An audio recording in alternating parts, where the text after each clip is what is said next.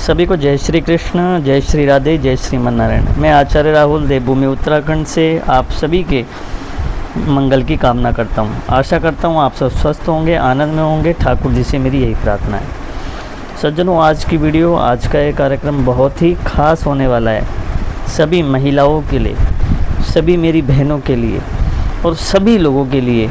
ये जानकारी जो है वो बहुत ही महत्वपूर्ण है, क्योंकि कई सारी कॉलें, कई सारी कमेंट और कई सारे मैसेज मेरे पास आ रहे थे और अधिकांश स्त्रियां मुझसे पूछ रही थी, महिलाएं मुझसे पूछ रही थी, मेरी बहनें मुझसे पूछ रही थी कि क्या हम रुद्राक्ष धारण कर सकती हैं। तो सज्जनों, आज की जो बात है ये मैं अपने आप स्वयं नहीं कह रहा हूँ, ये स्वयं शिव महापुराण कह रही है। तो जो भी बात मैं आज बताने जा रहा हूँ और जो भी महत्वपूर्ण विषय आज का है, उसके विषय को थोड़ा समझें और उसको ठीक तरीके से आप फॉलो करें।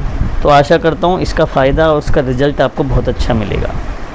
तो आइए हम जानते हैं क्या स्त्री महिलाओं बहनों को रुद्राक्ष धारण करना चाहिए।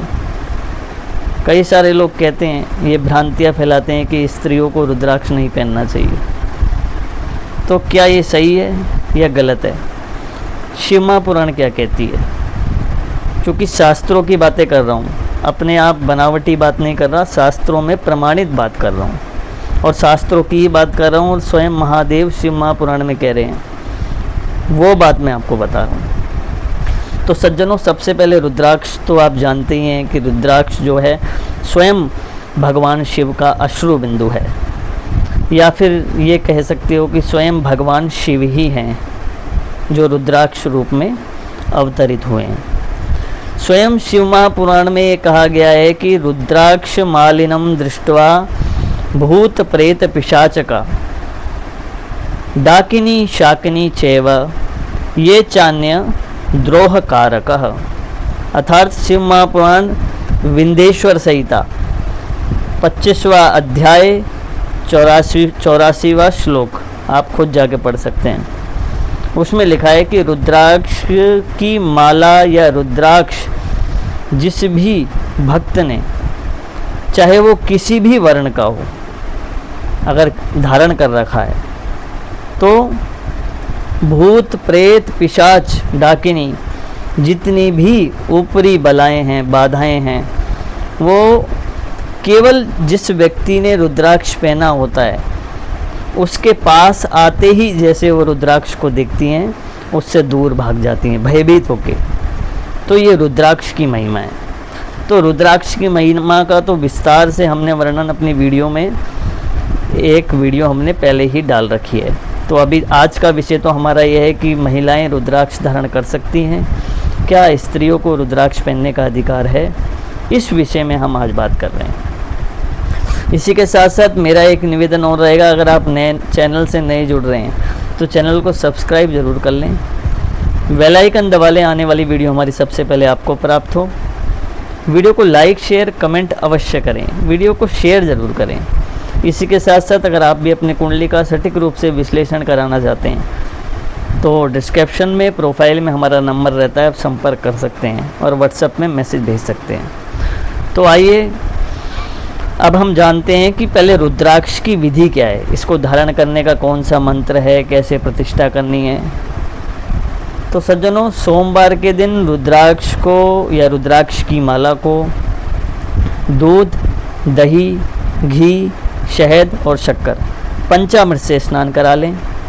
इसी के साथ साथ गंगा जल से भी स्नान करा लें और उसके बाद सोमवार के दिन ही लाल धागे में ओम नमः शिवाय का जाप करते हुए, उसको अभिमंत्रित करते हुए उसको धारण करना चाहिए।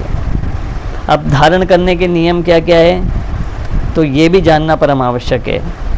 मैं सभी की बात कर रहा हूँ, जो स्त्रियाँ मांस का सेवन करती हैं वो धारण नहीं कर सकती। रुद्राक्ष पहनने के बाद मांस का सेवन नहीं किया जाता, मदिरा का सेवन नहीं किया जाता, किसी भी प्रकार का अभक्ष्य भोजन का परहेज होता है। इसी के साथ साथ कई लोग कहते हैं लहसुन प्याज इत्यादि, तो शिव महापुराण में तो लहसुन प्याज भी वर्जित बताया है, लेकिन जैसा कि मेरा अपना भाव है कि लहसुन प्याज जो होता है वो तो पृथ्वी पे ही उगता है, तो वो इतना अपवित्र नहीं माना जाता। लेकिन किसी पशु की हत्या करना या मांस मदिरा का सेवन करना ये एक अलग विषय है, तो ये नहीं करना चाहिए। तो ऐसा व्यक्ति रुद्राक्ष धारण ना करे, पवित्रता का ध्यान रखें। पवित्रता से मैं माताओं को भी संकेत कर रहा हूँ, जो अपवित्रता वाले जो दिन होते हैं उसमें रुद्राक्ष को धारण ना करें, निकाल दें, और बाद में पुनः गंगा जल से जब आप शुद्ध हो जाएं पवित्र करके उसको धारण किया जा सकता है। अब मैं आगे शिव महापुराण का ये एक दूसरा श्लोक है, क्योंकि कई लोग शंका कर रहे होंगे, कई लोग सोच रहे होंगे इन्होंने तो प्रमाण दिया नहीं है भी स्त्री धारण कर सकती है कि नहीं कर सकती। तो मैं अब विंध्येश्वर संहिता का शिव महापुराण विंध्येश्वर संहिता 25वां अध्याय 47वां श्लोक ध्यान से देखें। सर्वाश्रमाणाम वर्णानाम स्त्री शूद्राणाम शिवाज्ञया धार्या सदैव रुद्राक्षः। यानी कि स्वयं शिव कह रहे हैं, अब ये स्वयं शिव कह रहे हैं, आप पढ़ सकते हैं जाके, कि सभी आश्रमों के लोग, वर्णों के लोग, चाहे वो किसी भी जाति का हो, किसी भी वर्ग का हो, चारों वर्णों में से कोई भी हो, स्त्री हो पुरुष हो, सभी शिव आज्ञा दे रहे हैं कि इसको धारण कर लेना चाहिए। और खासकर शिव भक्तों को तो धारण करना ही चाहिए, भगवान का भस्म धारण करना चाहिए, रुद्राक्ष धारण करना चाहिए, क्योंकि शिव को बहुत प्रिय है। इसी प्रकार सज्जनों, ये मैंने आपको एक विशेष शिव महापुराण का श्लोक आपको बता दिया, आपके सामने रख दिया कि सर्वाश्रमाणाम, यानी कि सभी आश्रम के व्यक्ति, सर्वाश्रमाणाम मतलब चारों आश्रमों के, अर्थात चाहे वो ब्रह्मचारी हो, चाहे वो गृहस्थी हो, चाहे वो वानप्रस्थी हो, चाहे वो सन्यासी हो, चारों आश्रमों के व्यक्ति इसे धारण कर सकते हैं।